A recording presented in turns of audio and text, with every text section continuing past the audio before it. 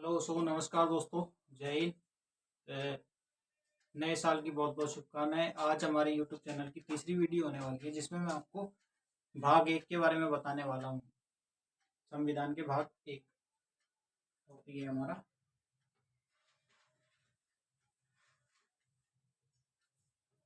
संविधान।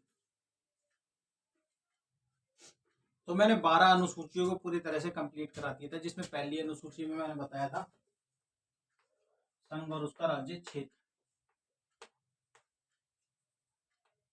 संघ व राज्य क्षेत्र। दो में बताया था वेतन। तीन में शपथ। इसी तरह 4 में राज्यसभा की सीटें।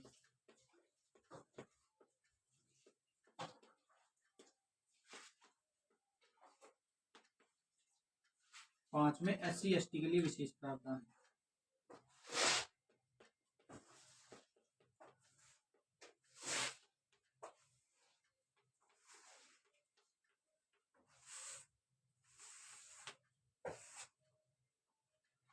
छह में शक्तियों का विभाजन। 6 में बताया था मैंने आपको पूर्वोत्तर राज्य के लिए विशेष प्रावधान।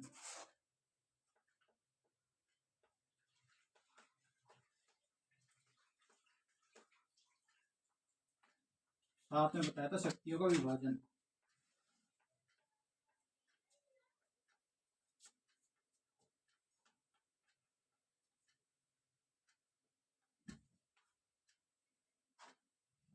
8 में मैंने आपको बताया था भाषाओं को मान्यता प्राप्त थी। वर्तमान में 22 भाषाओं को मान्यता प्राप्त है। इस तरह अनुसूची 9 के अंतर्गत बताया था भूमि सुधार पर 51 पहला संविधान संशोधन हुआ था 1951 में। और अनुसूची 10 के अंतर्गत दल बदल के बारे में बताया था, जिसमें 51वां संविधान संशोधन हुआ था 1985 में। इसमें दल बदल पे समाप्ति कर दी गई थी। 10वां अनुसूची 11 में पंचायती राज की स्थापना थी, 12 में नगर पालिका की स्थापना। तो आज हम स्टार्ट करते हैं भाग 1।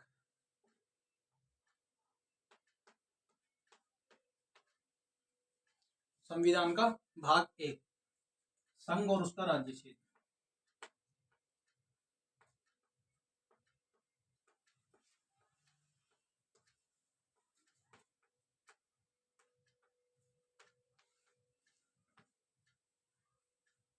संघ और उसका राज्य क्षेत्र। तो इसके अंतर्गत 4 अनुच्छेद हैं। 4 अनुच्छेद। अनुच्छेद 1 कहता है भारत राज्यों का संघ। भारत राज्यों का संघ है। आप पूरी डिटेल से पढ़ना चाहते हैं, अनुच्छेद 1 को पढ़ सकते हैं। इसके अंतर्गत पूरी तरह से लिखा हुआ है कि किस राज्य का कितना क्षेत्रफल है, भारत का कितना क्षेत्रफल है, किस राज्य को कितनी सीमा मिली हुई है, और पूरी जानकारी आपको अनुच्छेद 1 के अंदर मिल जाएगी। आर्टिकल 1। आर्टिकल 2 जो है इसके अंतर्गत लिखा हुआ है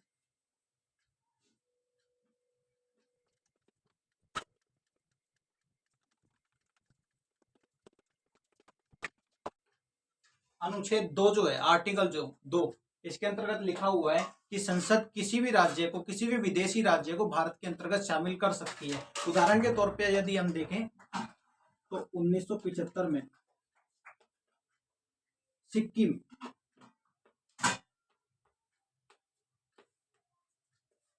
1975 में सिक्किम को भारत के 22वें राज्य के रूप में स्वीकार किया गया। कब? 1975 में। 1975 में सिक्किम को भारत के 22वें राज्य के रूप में स्वीकार किया गया।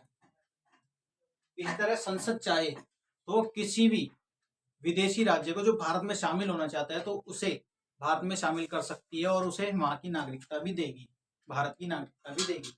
इसी तरह अनुसूची 3 आर्टिकल 3 इसमें लिखा हुआ है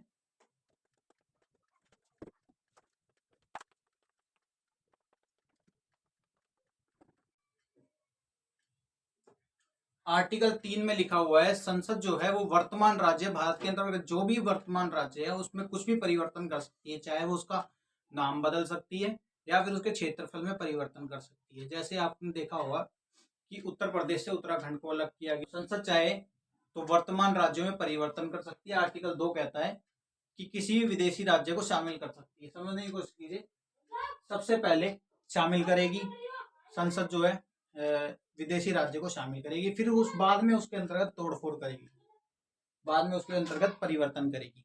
उदाहरण के तौर पर मैंने इसमें बताया था कि सिक्किम को भारत के 22वें राज्य के रूप में 1975 में शामिल किया गया। इसी तरह इसे नोट डाउन कर लीजिए।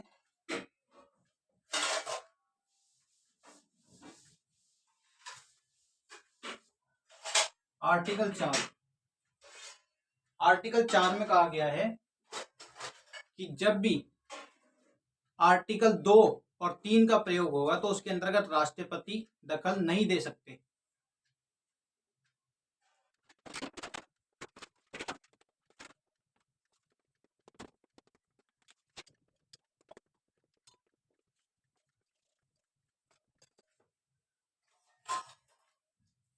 ठीक है, आर्टिकल जो 4 है इसके अंतर्गत लिखा हुआ है जब भी आर्टिकल 2 या फिर 3 का इन 2 या 3 में से किसी का भी प्रयोग होगा तो उसके अंतर्गत राष्ट्रपति जो है वो दखल कभी नहीं दे सकते।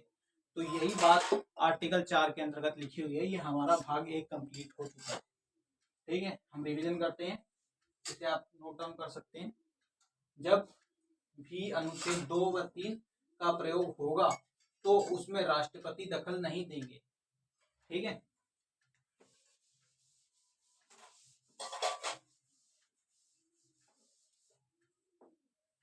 आर्टिकल 1 में क्या लिखा था? भारत एक राज्यों का संघ है। भारत राज्यों का संघ है। संघ का मतलब मैंने बताया था कि संघ उसे कहा जाता है जिसके अंतर्गत शामिल होना आसान होता है लेकिन उसमें से कभी भी निकला नहीं जा सकता। जैसे कि आप उदाहरण के तौर पर देखो, भारत का कोई भी राज्य है वो भारत से बाहर कभी नहीं जा सकता। वो खुद अपने आप को अलग देश में या फिर अपने आप को अलग नहीं रख सकता और किसी अलग देश में शामिल नहीं हो सकता। उसने भारत में वह भारत का संघ है, वह भारत का एक राज्य है जिसमें कहा गया आर्टिकल 1 में कि भारत राज्यों का संघ है। तो वो भारत के अंतर्गत सम्मिलित है, तो इसलिए वो किसी अन्य राज्य में किसी अन्य देश में या फिर खुद को अलग नहीं रख सकता, क्योंकि शुरुआत में ही कहा गया है कि भारत राज्यों का संघ है। संघ का मतलब जो कभी ना टूटे। आर्टिकल 2 में लिखा हुआ है कि संसद चाहे तो किसी भी परदेशी राज्य को भारत में शामिल कर सकती है, लेकिन परदेशी राज्य को ऐसा थोड़ी कि भारत किसी को भी शामिल कर, संसद किसी को भी सम्मिलित कर लेगी, ऐसा नहीं होगा। जब कोई विदेशी राष्ट्र भारत में स्वयं शामिल होना चाहेगा तभी संसद उसे मंजूरी देगी। संसद के ऊपर डिपेंड करता है कि संसद उस पर उसे मंजूरी देती है भारत में शामिल होने की या नहीं देती। तो यह सब संसद के ऊपर डिपेंड करता है। इसी तरह आर्टिकल 3 के अंतर्गत लिखा हुआ है कि संसद चाहे तो वर्तमान राज्यों में परिवर्तन कर सकती है। जितने भी वर्तमान में भारत में राज्य है या तो उसके अंतर्गत उन राज्यों का नाम बदल सकती है या क्षेत्रफल बदल सकती है कि अब जो राजस्थान था वो इतने से इतना क्षेत्रफल कर दिया जाएगा, और कोई नए राज्य का निर्माण भी कर सकती है उन्हीं के बीच में। तो ऐसे कई आप उदाहरण देख सकते हैं। आर्टिकल 4 जो कहता है, आर्टिकल 4 में लिखा हुआ है कि जब भी अनुच्छेद 2 या 3 का प्रयोग होगा तो उसके अंतर्गत राष्ट्रपति कभी भी दखल नहीं दे सकते। यह लिखा हुआ है आर्टिकल 4 में। जैसा कि मैंने अभी आपको बताया सिक्किम के बारे में,